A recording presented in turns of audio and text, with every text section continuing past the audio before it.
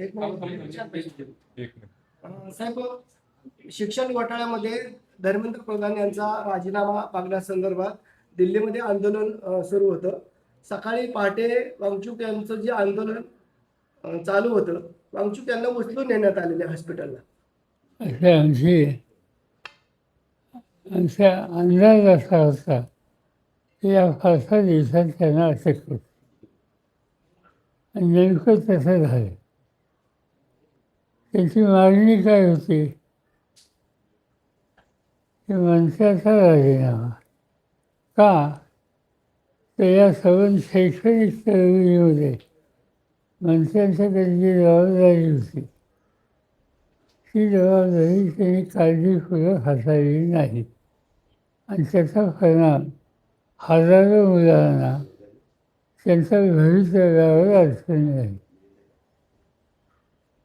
ती मागणी केली, पण केंद्र सरकार त्याच्याकडे वगैरेची भूमिका घेत होतं.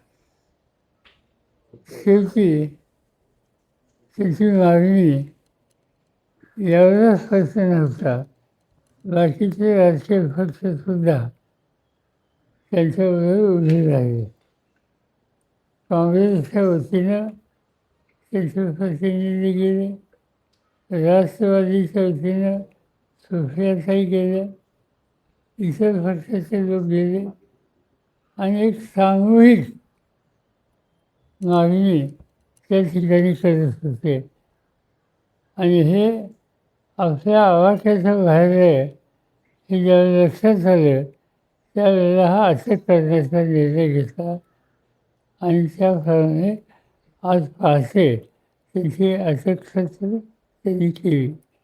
बघूया, त्यांनी अटक जरी केली तरी हे आंदोलन चालू राहणार.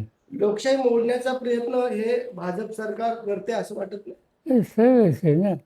असं की मागणी जास्त होती, विद्यार्थ्यांच्यासाठी होती आणि नोटीस दिलेली होती आणि इतक्या दिवसात 20 दिवसात दिल्लीमध्ये असून कुणी भेटायला सुद्धा येत नाही.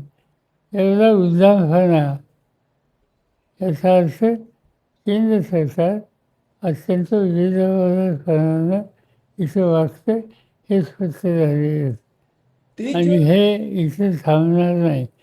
उद्या 14 तारखेला उद्या फाळणी सुरू होईल, या विषयाने फाळणी सुरू होईल. 30 जूनला राज्य सरकार शेतकरी कर्जमाफी करणार होते, परंतु अजून काहीतरी क्लुप्त्या आखतंय. अजूनही शेतकऱ्यांची कर्जमाफी होत नाही. आता 30 जुलैची त्यांनी तारीख घेतलेली. ठीक आहे, तारीख घेतली आणि तो वाद होणार आहोत.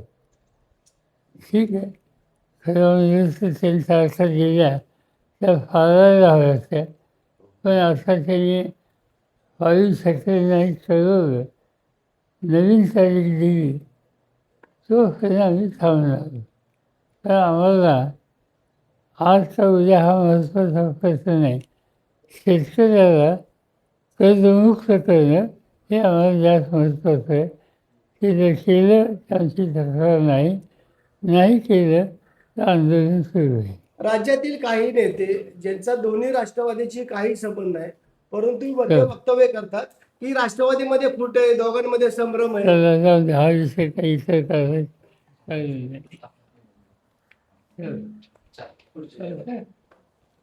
बोला.